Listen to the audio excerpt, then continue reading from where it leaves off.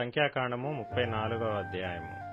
మరియు యెహోవా మోషేకు ఇలాగ సెలవిచ్చెను, నీవు ఇశ్రాయేలీయులతో కనాను దేశమున అనగా పొలిమేరల చొప్పున మీరు చీట్లు వేసి స్వాస్థ్యముగా పంచుకొను కనాను దేశమున మీరు ప్రవేశించుచుండగా మీ దక్షిణ దిక్కు సీను అరణ్యము మొదలుకొని ఎదోము సరిహద్దు అనగా మీ దక్షిణపు సరిహద్దు ఉప్పు సముద్రము యొక్క తూర్పు తీరము వరకు ఉండును.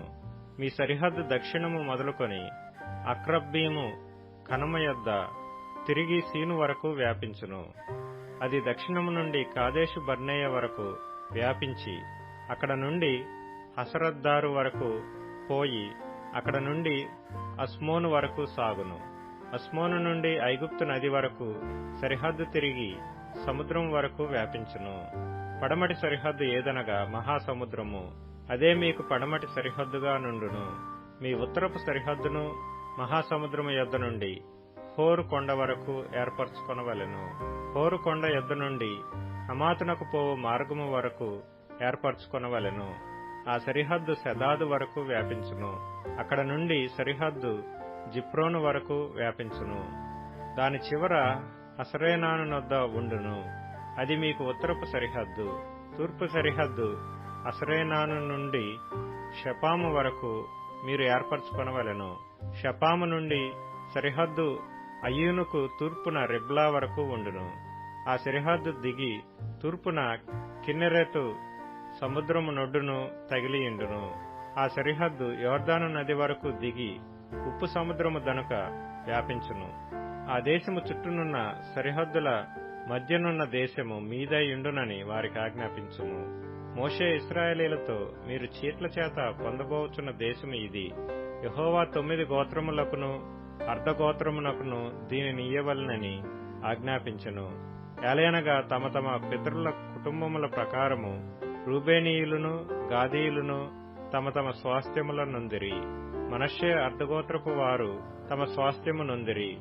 ఆ 2 గోత్రపు వారును అర్ధగోత్రపు వారును సూర్యోదయ దిక్కున అనగా తూర్పు దిక్కున ఎరికో యొద్ద యోర్దాను యువతల తమ తమ స్వాస్థ్యములను పొందిరని చెప్పెను.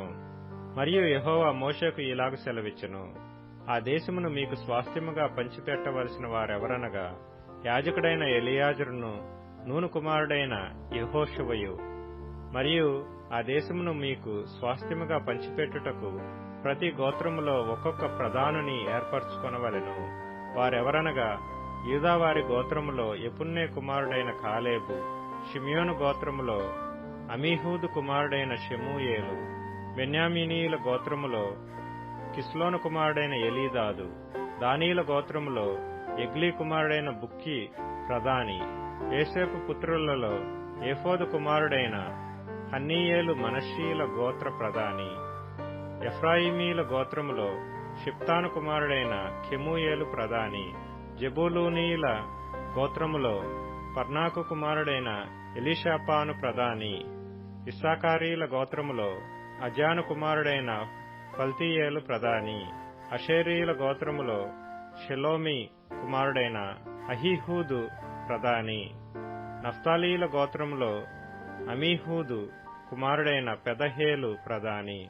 కనాను దేశములో ఇశ్రాయేలీయులకు వారి వారి స్వాస్థ్యములను పంచిపెట్టుటకు యెహోవా ఆజ్ఞాపించిన వారు వీరే.